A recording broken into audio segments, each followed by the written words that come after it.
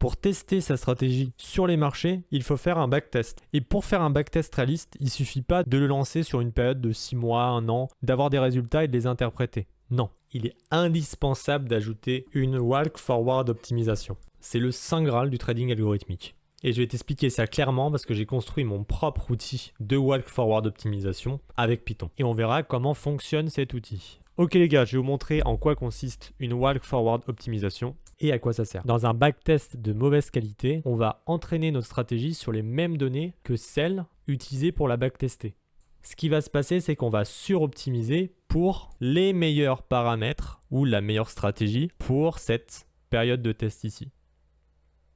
Ça peut être de l'optimisation qui est automatique, mais ça peut être aussi de l'automatisation manuelle. On lance un backtest, on regarde si ça fonctionne. Après, on va un petit peu bidouiller la stratégie et les paramètres et on relance un backtest sur la même période. C'est une énorme erreur. Comment faire pour résoudre ce problème? On va commencer par préférer isoler la période de training avec la période de test. Première chose à faire.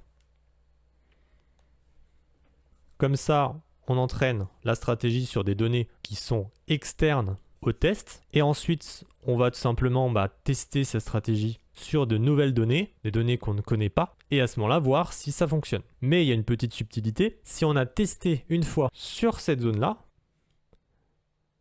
cette période de test-là, il ne faut pas la réutiliser. Parce que même si vous lancez un backtest sur une période externe, vous allez pouvoir connaître cette période-là, apprendre de cette période. Par exemple, si elle est en tendance, s'il y a beaucoup de volatilité dans cette période.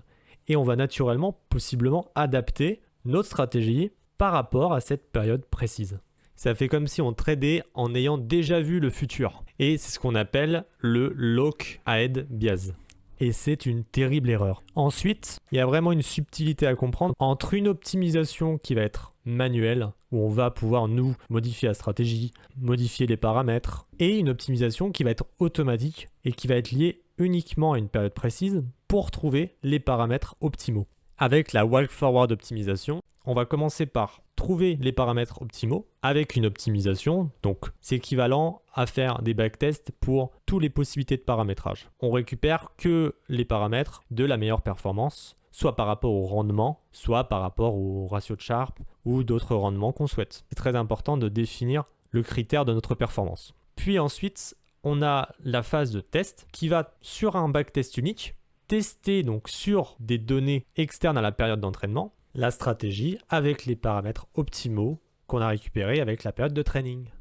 Mais alors pourquoi on ne s'arrête pas maintenant? Ah tiens, bon c'est bon, le test est positif, on s'arrête. Tout simplement parce que dans cette période-là, on peut par exemple avoir une condition de marché qui ne reflète pas les multiples conditions de marché qui peuvent exister. Si ici dans cette période de temps, on est en tendance, et qu'ici on est aussi en tendance, à ce moment-là, le test va être biaisé.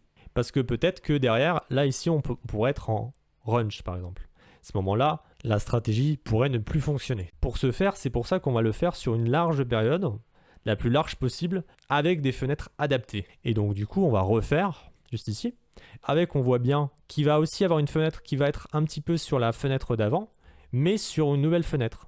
On va donc trouver les paramètres optimaux, puis tester sur un backtest unique également, etc., etc. Donc à la fin de tout ça, on aura du coup sur tous les trainings la meilleure performance selon nos critères de performance, mais sur la phase de test, des résultats qui sont réalistes. On se retrouve donc sur mon tableau de bord de backtesting et on peut le voir ici, la fameuse walk forward optimisation. Ici on voit donc la première fenêtre training, on va zoomer cette période juste au-dessus.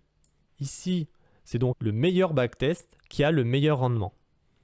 Et on peut voir que avec les meilleurs paramètres, ça évolue. On peut voir 2857 $. Même avec les meilleurs paramètres, on n'a pas une performance qui est énorme.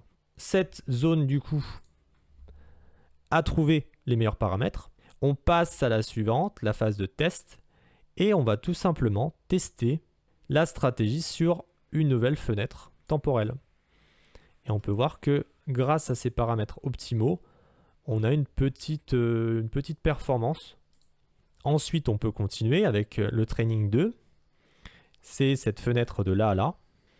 Alors je précise, mais ça évolue. Pourquoi ça évolue d'une fenêtre à une autre? C'est simplement pour mieux la voir. Parce que sinon, tout serait superposé. Ça serait vraiment pas pratique à voir. Donc là, c'est le meilleur backtest qui augmente avec les meilleurs paramètres. Et ensuite, le test, il se fait juste ici. Et bah là, en fait, avec les meilleurs paramètres, bah on n'a pas de trade qui a été trouvé sur la période de test. C'est pour ça que ça continue à 0. Il n'y a pas eu les conditions pour entrer en position. Etc. etc. Tout est testé. Et on peut voir pour chaque fenêtre la performance. Donc là, vous avez vu, j'ai utilisé les paramètres pour le rendement, pour trouver le meilleur rendement. Mais ça serait aussi judicieux d'utiliser le ratio de Sharpe et des calculs plus avancés qui permettent vraiment de refléter la performance comme moi je le vois. J'ai déjà expliqué, mais pour moi, le ratio de Sharpe n'est pas suffisant. On a le tableau en dessous qui va montrer en détail tout ce qui s'est passé. La première fenêtre, c'est celle-ci. Training jusqu'à test, c'est celle-ci.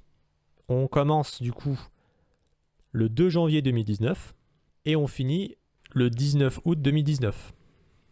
Donc c'est cette période-là en vert, la période de training. À ce moment-là, alors je pense que le mieux c'est que je le mette comme ça. À ce moment-là, on va trouver les meilleurs paramètres. On voit c'est fast, donc en fait c'est des moyennes mobiles, hein. C'est une stratégie simple hein, pour tester. La moyenne mobile 14 et la moyenne mobile 15, qui sont les meilleurs paramètres trouvés par la période de training. Et ensuite, on va faire du coup un test unique, du 20 août 2019 au 22 novembre 2019. Et ça va nous donner le rendement de cette période. Et j'ai mis également le ratio de Sharpe. Donc se tromper en faisant juste un backtest et en regardant les résultats, c'est tout simplement au début naturel, c'est tentant de le faire. Et ceux qui sont là depuis le début de cette chaîne savent que j'ai fait ce genre d'erreur. Et je pense que le vrai problème, c'est pas de ne pas connaître ces biais. Le vrai problème, c'est que même si on le sait, même si on connaît qu'il y a ce biais-là, si on ne sait pas faire une walk forward optimisation, c'est tout simplement impossible de le résoudre. Et d'ailleurs, la walk forward optimisation ne résout pas tout. Parce que si on fait la walk forward optimisation et qu'on refait la walk forward optimisation sur les mêmes données, les mêmes fenêtres, à ce moment-là, on a à nouveau un biais. Donc bon, ça on le verra, on verra plus tard parce que... Ok les gars, je vous explique 2-3 trucs et on lance cette fameuse Walk Forward Optimisation. Le moteur est basé sur backtesting.py. J'ai déjà fait sur la chaîne un petit tuto de backtesting.py juste ici, donc je vous invite à aller le voir. Et c'est un énorme avantage je trouve sur les backtests itératifs. Contrairement à un backtest vectorisé comme on peut le faire avec VectorBT, et VectorBT a ses propres avantages, mais sur backtesting.py, on va récupérer que les données qui correspondent au présent et au passé dans l'évolution du backtest. Et ça va éviter le fameux localhead bias, même si c'est toujours possible si on le veut vraiment d'introduire des données du futur, donc toujours faire attention. Alors je vais juste baisser le nombre de fenêtres parce que sinon ça va mettre trop de temps. On va mettre 3. Lancer le backtest de la stratégie. Donc à ce moment-là, on voit bien que la première fenêtre se lance. Et on a plein de backtests qui se lancent. On a à la fois les backtests pour optimiser la stratégie et à la fois le dernier backtest pour tester. Ça peut mettre un peu de temps, hein. Alors pour l'instant, je ne vais pas montrer le code parce que j'ai pas fini du tout. Donc il y aura de toute manière une version 2. Parce que j'aimerais également que là, vous avez vu là, mon inboarding, mon tableau de bord de backtesting. En fait, on n'a pas l'interprétation des résultats encore. On a les meilleurs paramètres, mais on n'a pas l'interprétation des résultats. Et ça, pour l'instant, j'étudie, mais j'aimerais le faire bien pour permettre d'interpréter ces résultats-là. Et de mettre aussi des petits graphiques, etc. On voit que sur la première fenêtre, on a 7 trades. Donc, on a in. Ça, c'est in. Meilleur paramètre trouvé. Avec un rendement de 162%. Et ensuite, on a à chaque fois le nombre de trades. Là, out, par exemple, out. Vous voyez, on a 162% et un période de test moins 4,46% quand même. Donc on voit que la période d'optimisation ne reflète absolument pas la période de test. Ok, donc ici on observe bien les 3 fenêtres. Alors peut-être que tu te poses la question pourquoi il y a un trou ici. C'est qu'en fait la période de training finit juste avant un week-end.